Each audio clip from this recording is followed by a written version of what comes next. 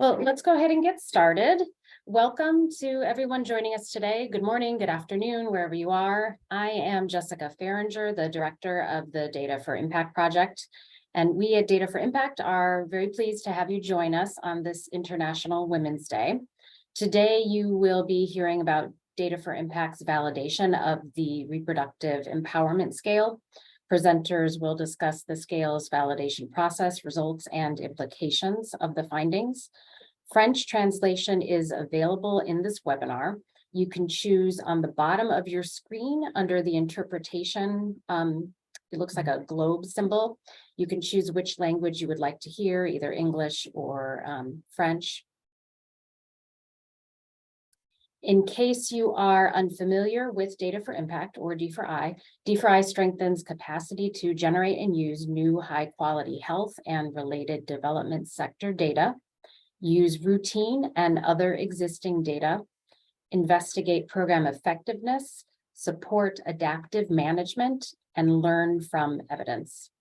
You can see here, these are the 6 areas in which Data for Impact works. So we work to generate evidence, strengthen capacity, ensure data quality, integrate gender, promote data usage, and of course, learn. Today's webinar is the 3rd in our series on equity in global health monitoring, evaluation, and learning. On our website, under the Resources tab, you can find the recordings and associated materials for the first 2 webinars in the series if you're interested. So in September, we held the first webinar, and that was on recent health equity focused work under the Demographic and Health Survey, or DHS program. Then in December, we held the second webinar, and that was on promoting health equity in the Armenia D4I counter-trafficking in persons, or CTIP activity. Our remaining 2 webinars are under development and will be announced on our listserv, website, and social media. And I've got the website for Data for Impact here on the slide. We have 2 presenters today. We have Mahua Mandal and Lauren Gillis. Dr. Mandal is a consultant with D4I and a senior researcher at Mathematica, and has more than a decade of experience conducting mixed methods research and evaluation in sub-Saharan Africa, Asia, and the United States. And she specializes in designing and implementing theory-based and gender-sensitive evaluations, implementation research, and MEL for complex initiatives.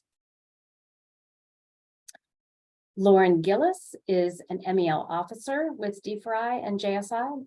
She has more than 5 years of experience in global health research, monitoring, evaluation, and project management. Her work currently focuses on data quality, data use, and gender integration into health system strengthening programs.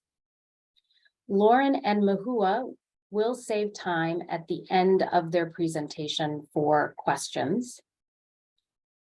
You can write your questions in the Q&A box, or during that question period, you can raise your hand and we will call on you to open your microphone to ask the question.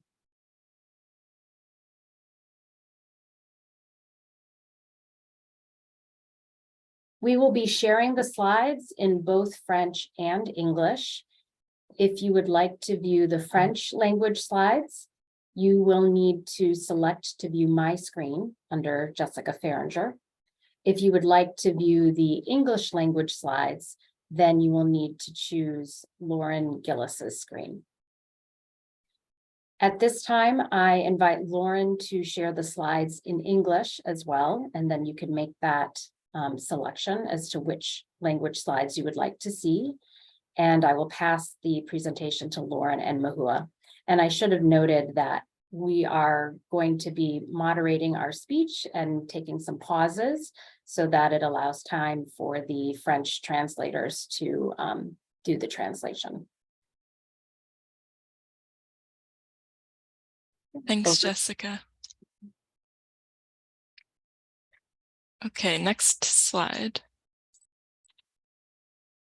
In considering the concept of empowerment, we know that there are numerous domains, and we see some of those pictured on this slide. Sydney Ruth Schuller's research helped to conceptualize and measure women's empowerment in the early 1990s. Her work highlighted the importance of measuring empowerment over time and examined the association between women's empowerment and contraceptive use. In the 2010s, a few reproductive health and family planning researchers, including Dr. Ushma Upadhyay at the University of California, San Francisco, began to conceptualize reproductive health and empowerment with great granularity. It was around that time that reproductive health became more widely recognized and discussed as a distinct domain of empowerment. Next slide. With funding from USAID, the International Center for Research on Women, or ICRW, and Measure Evaluation, through a technical consultation and in collaboration with experts in the field, co-developed this definition of reproductive empowerment. Both a transformative process and an outcome, whereby individuals expand their capacity to make informed decisions about their reproductive lives, amplify their ability to participate meaningfully in public and private discussions related to sexuality, reproductive health, and fertility, and act on their preferences to achieve desired reproductive outcomes, free of violence, retribution, or fear. In the context of family planning, this definition implies that individuals should be able to express their childbearing desires to their partners, providers, and others, meaningfully participate in communication and decision-making with partners, with providers, and within their communities, and shape desired outcomes related to marriage, the conditions of sexual intercourse, and the use of contraception. Next slide. The work we are going to describe today started in 2017, and at the time we had little conceptualization of what reproductive empowerment was, how it is different from other empowerment constructs, and how to measure it. The first 5 scales on this slide existed when this work began. The 6th one on the list, the We Measure scale, was just being finalized. The last 3 scales were being developed concurrently with our scale. Of these, only the WGE SRH focused specifically on sub-Saharan Africa. Historically, most of the common measures of empowerment were based on the South Asian context. So we needed measures that were specifically designed for and validated in the sub-Saharan African context, where the concept of empowerment differs from the South Asian context. Next slide. The overall aim of this work was to develop and validate a scale for reproductive empowerment that can be used in program evaluations and surveys in sub-Saharan Africa. Next slide. To achieve the overall aim, we followed the process outlined here. Measure Evaluation and ICRW conducted a literature review of reproductive empowerment measures that were available to identify existing domains, subdomains, scales, and indexes related to reproductive empowerment. The literature review found that there was a need for contextually relevant measures of reproductive empowerment in sub-Saharan Africa. This occurred concurrently to the development of a conceptual framework for reproductive empowerment. In November 2016, ICRW and Measure Evaluation held a joint technical convening to discuss the findings of the literature review and gaps and limitations in measuring reproductive empowerment. We then moved to focus group discussions in 2016 to get input from women and men in Zambia on the meaning of the identified domains and subdomains of reproductive empowerment and explore reproductive empowerment concepts that were not yet documented in the literature. At the end of this process, the draft Reproductive Empowerment Scale included 44 items across 5 domains. In 2016, Measure Evaluation conducted cognitive interviews in Kenya to examine the items' face validity and refine the scale. The revised scale included 29 items across 6 domains. In 2019, Measure Evaluation examined the construct validity of the Reproductive Empowerment Scale by embedding it into an existing baseline survey that was being implemented by the Institute of Reproductive Health at Georgetown University as part of the evaluation of the John Templeton Foundation-funded Masculinities, Faith, and Peace intervention in Plateau State, Nigeria. The psychometric properties and the construct validity of the scale were assessed. The results suggested that the Reproductive Empowerment Scale has considerable potential to be a valid and predictive measure of reproductive empowerment. The final scale included 20 items across 5 domains. In 2021, the USAID-funded Data for Impact project built on Measure Evaluation's work with the Reproductive Empowerment Scale by analyzing the endline data from the Masculinities, Faith, and Peace evaluation in Nigeria to further examine the psychometric properties of the Reproductive Empowerment Scale. This analysis process sought to examine whether the scale measures reproductive empowerment as both a process and an outcome. Next slide. And I'm going to hand it over to Mahua to discuss the scale, our methods and findings. And I think we want to pause for a moment to let our interpreters catch up.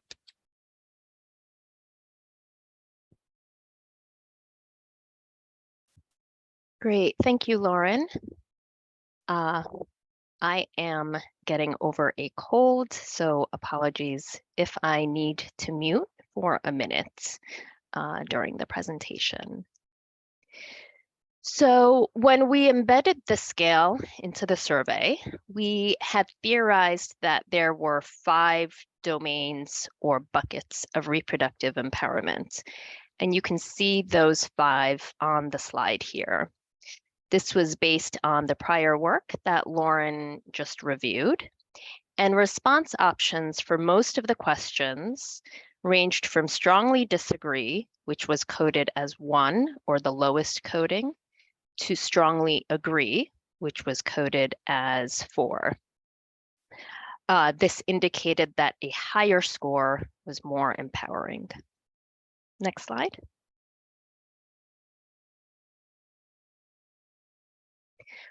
We assessed the construct validity of the scale over time through 2 steps. First, we examined whether the psychometric properties were similar at endline to baseline, and then we examined how well the scale predicted family planning outcomes that we had theorized it would predict. Next slide.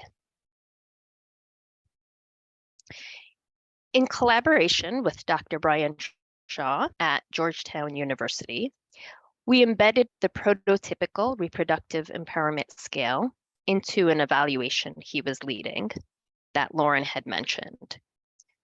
This was a quasi-experimental design that collected data pre- and post-intervention from women ages 18 to 35 years who were part of faith communities, churches and mosques specifically.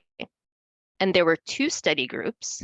One went through an intervention with their religious communities to try to change gender norms around intimate partner violence and family planning and reproductive health.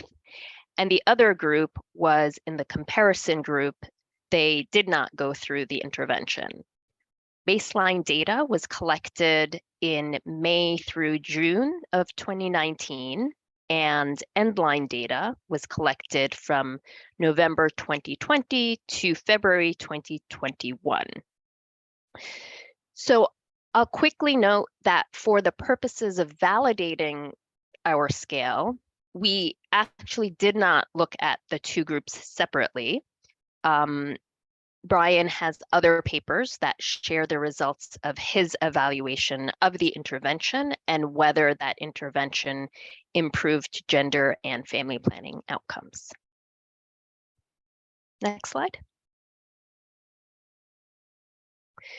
So our data analysis consisted of 4 steps. You can see them listed here: confirmatory factor analysis, examining Cronbach's alpha, and then, of course, descriptive statistics and logistic regressions. Next slide. So the first step to examining construct validity was conducting the confirmatory factor analysis. You see a diagram here that represents CFA. To see whether the way we conceptualized the scale in theory and based on the previous steps was supported by the data that we collected through the surveys. So as I said, we had theorized the construct of reproductive empowerment included 5 domains or 5 similar concepts. Next slide. So bear with me as we go on a short side trip from the social sciences to the biological sciences. I'm going to use the natural sciences to exemplify in an extraordinarily rough way what confirmatory analysis attempts to do. So in this slide, you see 3 pictures of shells. On the left is a picture of 4 different types of shells. All 4 are from mollusks, but they are each different from each other. And the degree to which they are different from each other varies. So we can separate them into 2 groups: shells from gastropod mollusks, which are sort of that cone-shaped that you see with the swirl on top. This is pictured in the top right of the slide. And shells from bivalve mollusks, which you would know as clam shells, probably. And this is pictured on the bottom right. So in the natural sciences, we separate classes, genera, and species all the time, and scientists group and regroup these categories depending on the key characteristics of the living things that they're examining.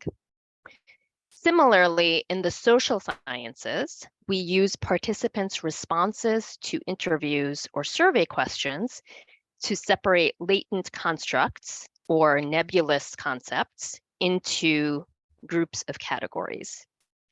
We have several different tools to do this, and confirmatory factor analysis is one where we use the answers to surveys to test whether the way we are thinking of separating the constructs actually is supported by the data that we've collected. Next slide.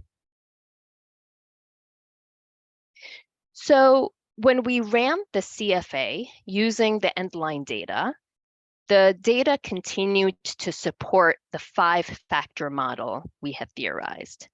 The endline statistics that are shown here are acceptable, and they're similar to the ones from baseline.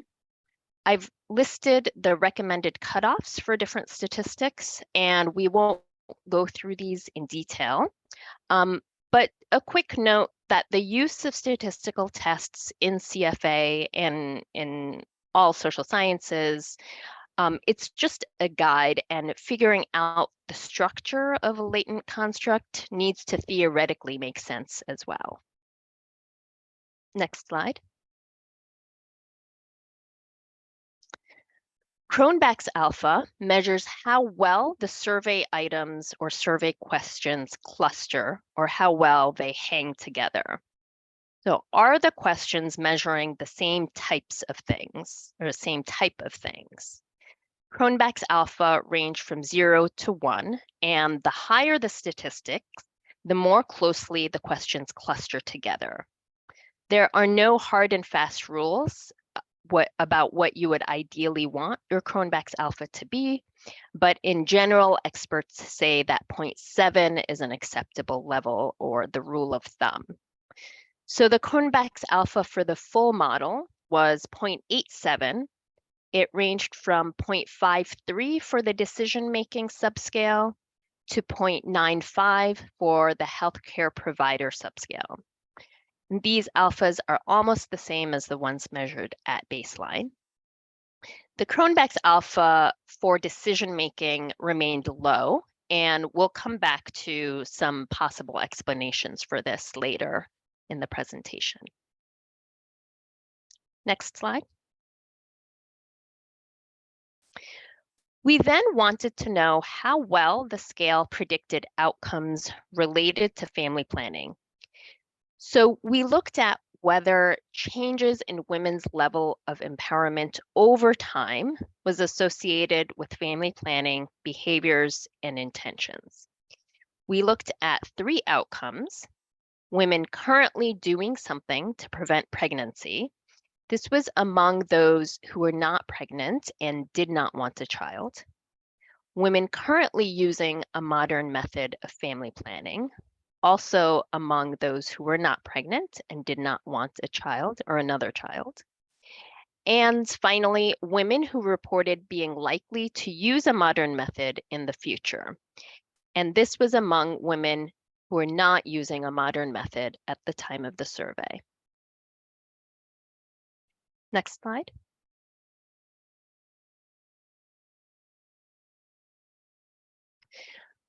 First, we looked at the demographic characteristics of the sample and how it changed from baseline to endline. So note, there was quite a bit of loss to follow-up, with 120 women out of the 470 at baseline that we were not able to locate at endline. This was due to a combination of factors. The endline procedures took place during the run-up to the federal and state level Nigerian elections with reports of violence in Plateau State. And it also took place during the initial stages of the COVID-19 pandemic, which led to several stops and starts in identifying, tracking, and retaining the research participants. Compared to baseline, the women at endline were slightly younger, they had more education, more women had children, and more women had co-wives, which is not surprising. And at endline, more women also lived in households that had experienced hunger in the past 12 months. About the same proportion identified as Muslim from baseline to endline. Next slide.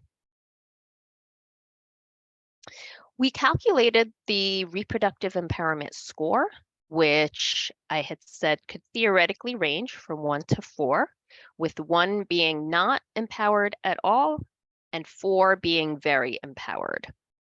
In the full sample, we saw a slight increase in score from baseline to endline. And in the subsamples, we also saw increases in the scores over time. So this would indicate that women were reporting to become more empowered over time. Next slide. We then examined the point estimates of every family planning outcome at baseline and endline. So as you can see, the percent of women who are using family planning at the time of the survey and the percent who reported they would use a contraceptive method in the future increased substantially from baseline to endline. Next slide. Okay, So here we examined the association of reproductive empowerment and each of the family planning outcomes. We used the longitudinal data here and random effects logistic regression models. We adjusted the models for the demographic characteristics that we showed on the previous slide. And we saw a strong positive and statistically significant relationship between reproductive empowerment and all three of the family planning outcomes. So we'll go through this one by one. Among women who were not pregnant and did not want a child or another child, for every 1 point increase in the reproductive empowerment score, both across time and between women, we saw a 5.6 times increase in odds of women doing or using something to prevent pregnancy, and about a 7 times increase in odds of specifically using a modern method of contraception. Among women who were not using a modern method, for every 1 point increase in reproductive empowerment score across time and between women, we saw about a 3 times higher odds of women reporting that they would use a modern method in the future. So here, the dependent model in these regression models is family planning use or intention. And the models take both endline and baseline values into account. And the interpretation of the findings includes both changes over time as well as changes across women. So from the results, we see that as women's reproductive empowerment score increases from baseline to endline, their likelihood of family planning use also increases, and the reproductive empowerment score across women increases. Next slide. We also looked at each domain, the effect of each domain of reproductive empowerment on the family planning outcomes. So in the first model, we see that an increase in each domain of empowerment, except for decision-making, where the line crosses 1, increased the odds, there was an increased odds of women doing or using something to prevent pregnancy. And we can see here that the increase is particularly notable for that first domain, healthcare provider communication. Next slide. In the second model, we again see an increase in each domain of empowerment is related to an increase in odds of a woman using a modern method. And again, that increase is particularly notable for healthcare provider communication. Next slide.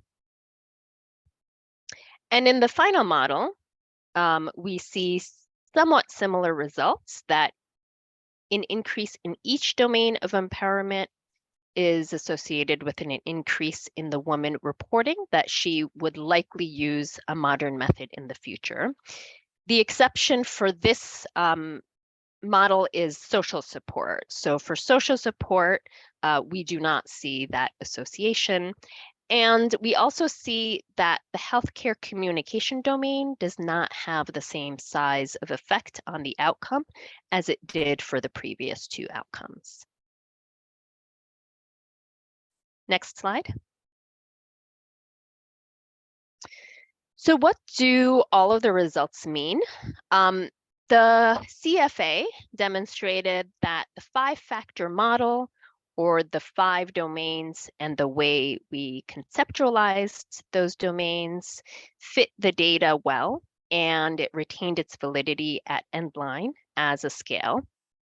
The full scale predicted all 3 family planning outcomes. And with the exception of the decision-making subscale for the first outcome and the social support subscale for the third outcome, all the subscales. all the subscales predicted each of the family planning outcomes. Next slide.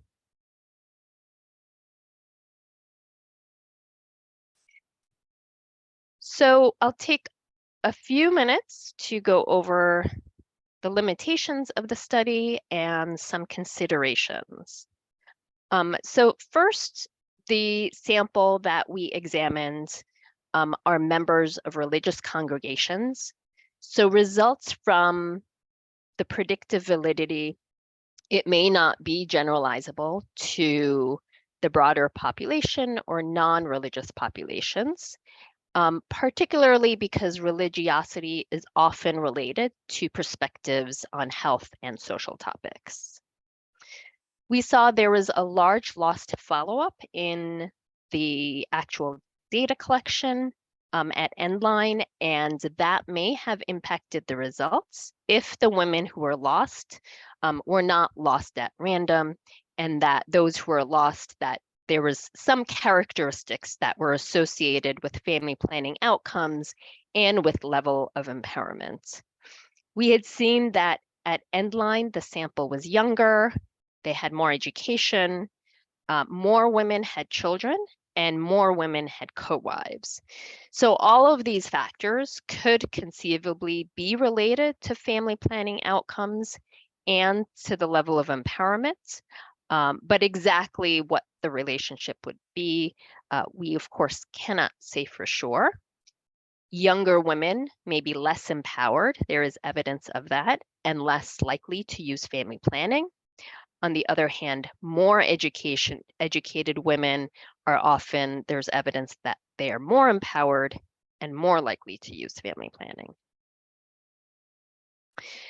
There's always the consideration in these types of surveys that social desirability bias influenced the participants' response, so that by the time the women, it was the same women who were surveyed at endline, that they knew the responses they were quote unquote supposed to provide, and they gave those responses. So they may have reported that they were more empowered than they had actually internally felt. There's also the possibility that the opposite is true. Excuse me. Because these are self-reported levels of empowerment and the foundation of what women consider to be empowered, it may not stay the same over time. So especially if women have gone through a program and a conscientization process, what a woman may have thought was moderately empowered at baseline, after they went through that gender transformative intervention and exercises of examining the status quo and their experiences, they may actually be using a different measuring stick to measure their level of empowerment at endline. So I mentioned this to share the complexities of measuring something like empowerment over time. An additional consideration is that the scale was validated in a setting with high fertility and low contraceptive use. So the scale may perform differently in other countries where there's lower fertility and higher contraceptive use. And then finally, quantitative scales cannot fully measure the level of empowerment a woman may experience from communicating with service providers and partners, decision-making, and the other domains. For example, within the decision-making scale, we scored responses of joint decision-making as the most empowered. And this was based on evidence and literature that in many contexts, joint decision-making is considered highly empowering. But the quality of the decision-making process is not measured by the questions. So women may have reported that they jointly made a decision with their partners, but we don't actually know what that looks like in practice and whether there was a discussion or whether the partner said one thing and the woman agreed because that's the norm. Next slide.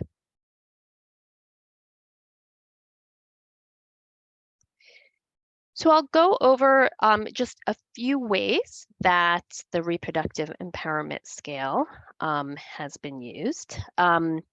Population Services International's work in Nigeria and Uganda for preparatory work for a research study is one example where the scale was used.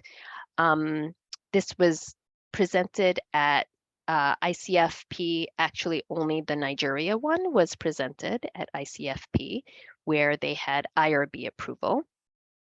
The work thus far was a participatory workshop to understand women's experiences and perspectives on power so that they could use the findings to select a validated measurement framework that they would then use for the actual implementation of the research and learning efforts. So within this participatory workshop, PSI found that the Reproductive Empowerment Scale, with the exception of the decision-making subscale, best fit what they were learning in the workshops about women's expressed understanding and perspectives of power.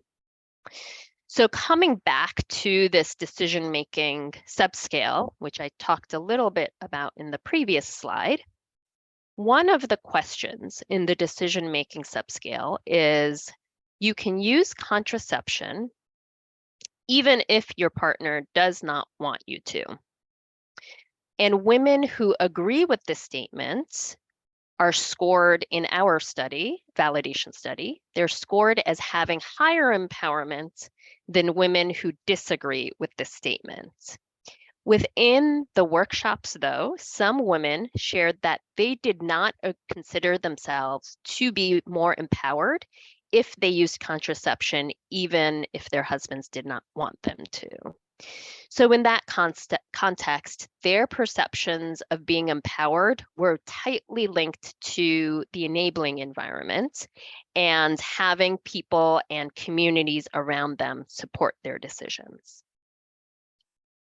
Next slide. You can also find the reproductive empowerment tool within several resource libraries and databases. The FP 2030 resource library includes the questions, and the eMERGE database, which stands for Evidence-Based Measures of Empowerment for Research and Gender Equality, also hosts the scale. This is supported by a Gates-funded project. Next slide. You can also go straight to the source to get a copy of the Reproductive Empowerment Scale.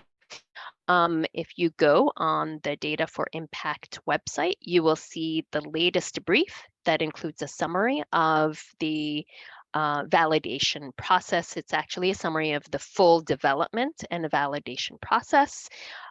It has been available on the website since January 2023. Next slide. This is just the one part of the brief, so you can see the full scale on that brief. Next slide. Okay, so what we've created a scale. What does that really mean?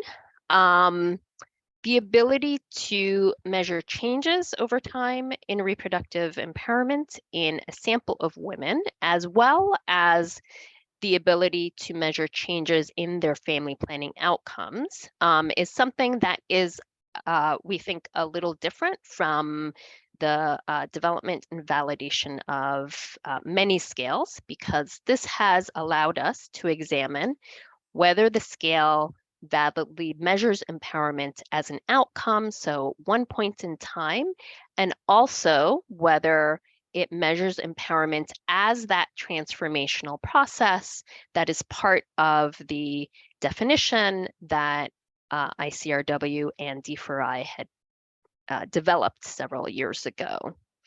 So the previous baseline results showed that reproductive empowerment is related to family planning outcomes. And the longitudinal analysis shows that as the reproductive empowerment score increases, family planning outcomes family planning outcomes also change in a positive direction. So this is in line with, as I said, the definition that was developed at the very beginning of this full body of work. Next slide.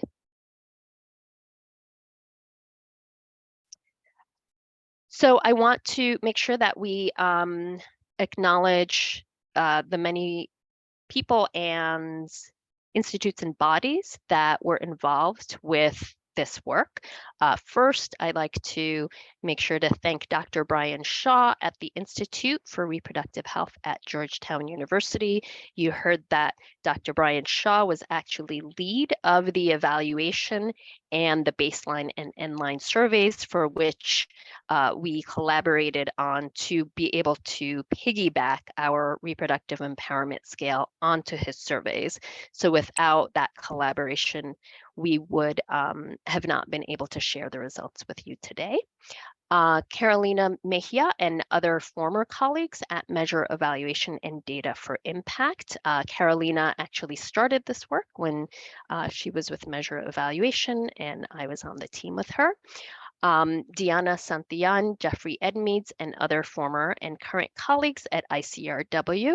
And I did see Diana is on the call today, so excited to have Diana listen to the results. And then, of course, the ministries and the USAID offices and missions who we've collaborated with over the years, the Ministry of Health in Zambia, USAID Zambia, USAID Kenya, and of course, the Office of Population and Reproductive Health within USAID Washington, without whom we would not have had the opportunity to conduct this exciting research. I will pause here, and I think we have time. It looks like, despite going quite slowly to try to give the translation a few moments to catch up, we have some time for questions, thankfully. Yes, great. Thank you, Mahua. Thank you, Lauren. If you have questions, please place them in the Q&A. Let's see, we can start going through them here. There's one from Abu Bakar Siddiq saying, I saw the demographics table. There are lower proportions of no education in end line compared to baseline. You have shown the women in end line were more empowered. Have you adjusted for education here? Yes, thank you for that question. Yes, all for the final set of analyses that we conducted with the logistic regressions, we did include all of the demographic characteristics that we had listed in the slide, including education. So we did control for level of education. Great, thank you. The next is from Carolina Cardona. Have you tested the association between reproductive empowerment and family planning outcomes with baseline reproductive empowerment, meaning not using change in reproductive empowerment?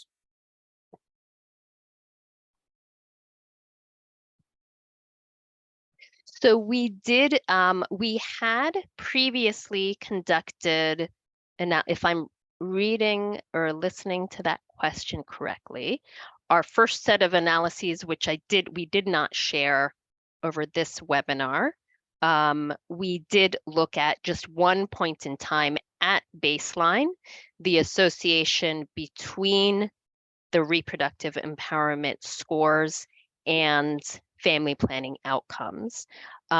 We presented that work probably a couple of years ago now, I think, as part of measure evaluation back then.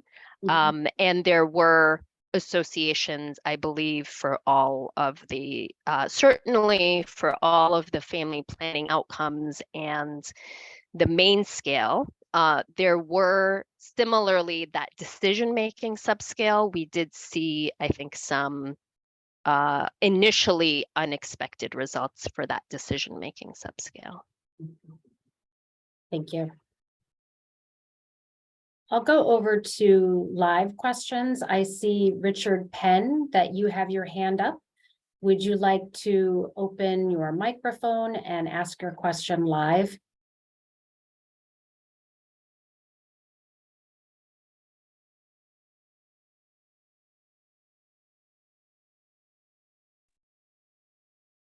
Hello. Hello. Yes, we can hear you.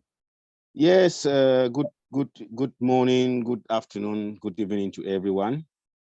It's not actually a question, but it's a note of appreciation, because I see now the correlation between empowerment and outcomes or impact on reproductive health for women, empowering them. So I just want to acknowledge and appreciate the initiative, and I think that it was really a good learning exercise for some of us. Thank you very much.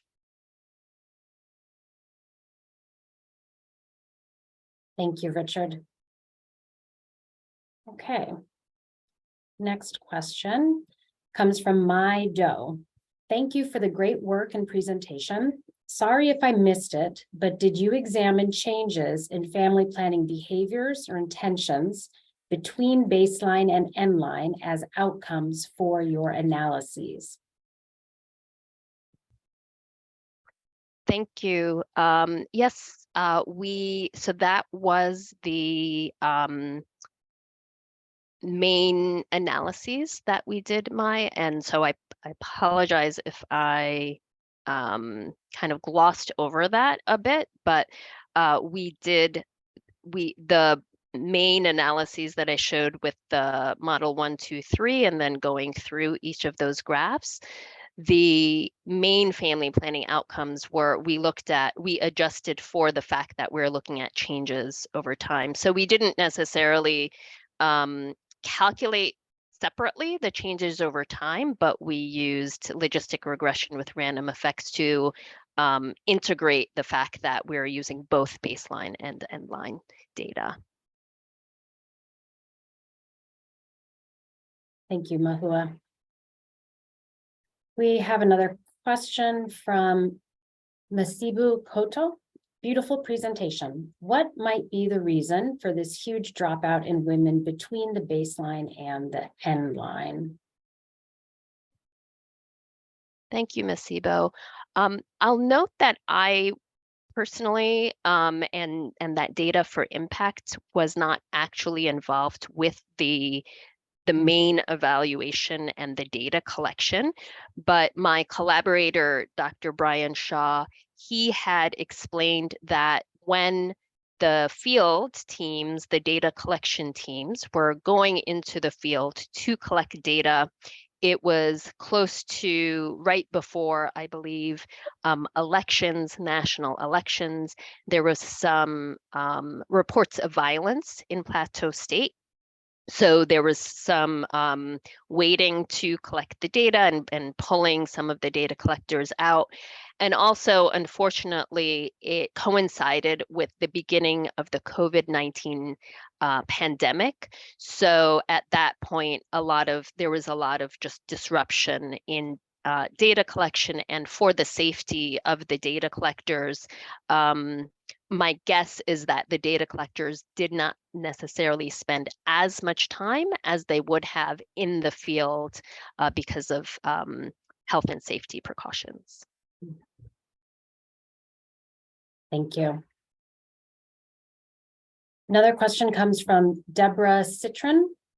Can you talk more about the implications of relatively poor performance of the decision-making domain? Are you thinking of revising those questions or dropping them from the scale? Thanks, Deb, for that question. Yeah, I think we were, it struck us every time we looked at that decision-making scale, and I had said even just at baseline, we were quite surprised. So it was really great to get the feedback from some PSI researchers who I happened to run into, and we talked about this. At this point, I don't think we're thinking of necessarily dropping it from the scale, but what we always recommend is, it's actually one of the points I made kind of at the end, the taking a step back, and quantitative measures of these complex constructs are always limited. We're never going to be able to comprehensively and accurately measure every nuance of these constructs. So I always recommend, if we're using a gender scale, we really need that qualitative data to go along with it to be able to explain anything that is surprising. I'll also say that the decision-making scale, in several places, it hasn't seemed like it has really held up, but that does not necessarily mean it would look the same in a different context, which is also, again, part of the complexity of measuring these gender constructs. Next question is from Sean Curtis. At the start, you mentioned several other scales in development. Can you say more about how this scale fits with those efforts and ongoing work on contraceptive empowerment and factors to consider when choosing which scale to use? Thanks, Sean. This is something we've thought about for a bit. As I had presented when we started the work on the scale, and as we were going on, there was this sudden blossoming of many different scales because of the interest in reproductive empowerment. I think a couple of things to keep in mind. One is a few of the scales that we presented earlier, those are also, those have measures around that are more related to, or include domains that are somewhat more related to HIV and STI outcomes. And in terms of empowerment, that doesn't necessarily always change the actual empowerment portion of the scale, but it does have implications in terms of what those scales used to assess validity of the scale. One of the ways in which our reproductive empowerment scale is different from all of the scales, I think, from all of the scales that we went over earlier, is that we have that communication with healthcare provider piece. And that piece actually really came out of the cognitive interviews, if I can think back, where the respondents were really separating their communication with their partners from communication with healthcare providers. And so if that is particularly a domain that a program is interested in measuring, and we know that healthcare providers do have an impact on the decisions that women make with regard to modern methods or using family planning at all, then the reproductive empowerment scale has that domain that has performed really well for that subscale. Thank you. Next, let's see, we have a couple of minutes here. I think we can get through these. Jason Bremner, thanks for the presentations. Given the possible contextual differences in reproductive empowerment, what are your thoughts about incorporation of a reproductive empowerment scale in nationally representative surveys like DHS and MICS? Thanks, Jason, for that question. So I think as you know, I'm sure D4I would welcome incorporating the scale into multiple nationally representative surveys across different countries to be able to further assess, how well this holds up in different cultures and contexts and geographies. I do think that a limitation, which I am sure the DHS and mixed folks will share, is that these are very long surveys to begin with. There are the decision-making portions of the DHS survey module, and some of them also have the IPV portions. And so balancing how long the DHS survey is already with the length of this, incorporating a scale of this length with all of these different subdomains, I think that's something to be considered, whether that's practical or not. From the perspective of trying to further validate the scale, of course, this would be something that, I think I would be thrilled about, Data for Impact would be thrilled about. Great. Then let's see, Deborah Citron has another question. Since healthcare provider communication performed well as a scale, and this construct is within the sphere of control of facilities, it seems like these questions could be a good fit for including in client exit interviews that are part of facility assessment tools. Has there been discussion of that? So I don't believe I have heard discussion of this from researchers outside of, or from other researchers, or heard talk of this outside of Data for Impact, or the researchers that have been involved with this. I think similarly, this is, whether this were to be something that would be considered for, say, the SPA, like, again, I think we would be thrilled, but, I think at least some of us know how lengthy some of those discussions can be for updating questionnaires and updating surveys within the SPA. But I do think that for separate evaluations or any sort of study that uses a client exit interview that isn't necessarily part of kind of a global survey, then yes, I think researchers should definitely think about using that subscale. As I said, it performs so strongly, and it actually sets the scale apart from other scales. Okay, let's see, one more, and then we should wrap up. Victor Sinyangwe. My question is on education. Educated women are more likely to seek family planning according to your findings. How was education defined and or measured among the women who participated? Thank you for that question. So the survey asked about education levels in I think like a standard way that such surveys usually ask. They asked women what their highest level of education was, and the options ranged from pre-primary all the way up to secondary, college, university, and beyond. So women answered specifically which was their highest level of education, whether they had completed that level, and then when we incorporated it into our analyses, we just categorized into 4 or 5 categories, I believe.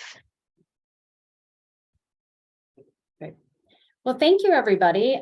Thanks for staying on, Mahua and Lauren, to answer questions, and thank you to the translators for bearing with us as we sometimes maybe spoke too quickly.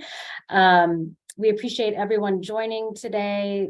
The recordings in French and English, as well as the slides, are going to be shared with registrants, and materials are also going to be available on our website under the resources tab under webinars. So we hope you have a lovely rest of the day or evening, wherever you are, and we look forward to seeing you on future webinars with us. Thank you, everyone.